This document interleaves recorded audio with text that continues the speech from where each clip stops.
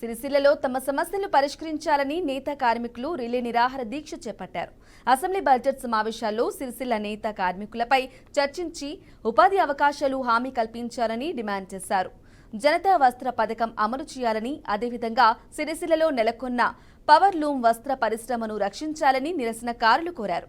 గత ప్రభుత్వం కంటే 1 మీటర్ ఎక్కువ ఇస్తామని చెప్పిన కాంగ్రెస్ ప్రభుత్వం ఎందుకు పని కనిపించట్లేదని నిలదీశారు. వస్త్ర పరిశ్రమకు సంబంధించినటువంటి అన్ని విభాగాలు కూడా మూతపడిపోతూ ఉన్నాయి.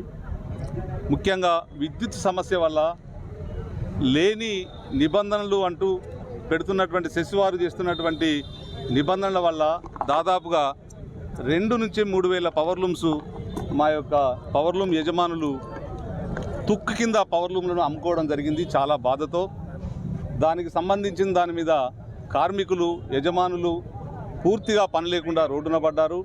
ఈ విషయాన్ని ప్రభుత్వం దృష్టికి ఈ సమస్యను పరిష్కరించాలని చెప్పనేసి చాలాసార్లు విన్నవించుకున్నప్పటికీ కూడా ప్రభుత్వం సరి అయినటువంటి చర్యలు తీసుకోకపోవడం, ఇప్పుడు చేస్తాము అప్పుడు చేస్తామని చెప్పడం మేము ఎదురు చూడడం జరుగుతూ ఉంది. తప్పనిసరి పరిస్థితుల్లో ప్రభుత్వం దృష్టికి తీసుకుపోవాలి, ప్రభుత్వం తప్పనిసరిగా స్పందించాలనేటువంటి ఉద్దేశంతో సిరిసిల్లలో ఉన్నటువంటి పవర్లూమ్ పరిశ్రమలకు సంబంధించినటువంటి గత 5 నెలలుగా సిరిసిల్ల వస్త్ర పరిశ్రమ ప్రభుత్వం యొక్క నిర్లక్ష్యం మూలంగా ఈరోజు పరిశ్రమ పూర్తిగా మూతబడ్డది. ఈ వస్త్ర పరిశ్రమ మీద ఆధారపడినటువంటి వాళ్ళందరూ కూడా ఈరోజు ఉపాధి కోల్పోయి రోడ్డున పడినటువంటి పరిస్థితి కూడా ఈ ప్రపంచానికి, ఈ దేశానికి, ఈ రాష్ట్రానికి కూడా తెలుసు. కానీ ప్రభుత్వం చాలా నిర్లక్ష్యంగా ఇంత జరుగుతూ ఉన్నా పరిశ్రమ మూతబడి కార్మికులు రోడ్నబడి కార్మికులు ఆత్మహత్యలు చేసుకున్న దీని మీద స్పందించేటటువంటి పరిస్థితి లేదు. సమస్య పరిష్కరించేటటువంటి ఒక ప్రయత్నం కూడా ప్రభుత్వం చేయని మూలంగా అనేక రోజులుగా అనేక పోరాటాలు చేస్తున్నాం.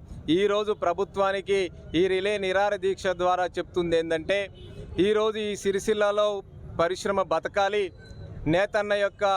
నేతన్న బతకాలి, మగ్గం నడవాలనే ఒక నినాదంతో ఈ సమస్యని పరిష్కరించాలని ప్రభుత్వాన్ని కోరుతా ఉన్నాం. ఇక్కడ ఉన్నటువంటి విద్యుత్ సమస్యని పరిష్కరించండి. 10 HP మోటార్లకు సంబంధించినటువంటిది సబ్సిడీని కొనసాగించడం గతంలో ఉంది.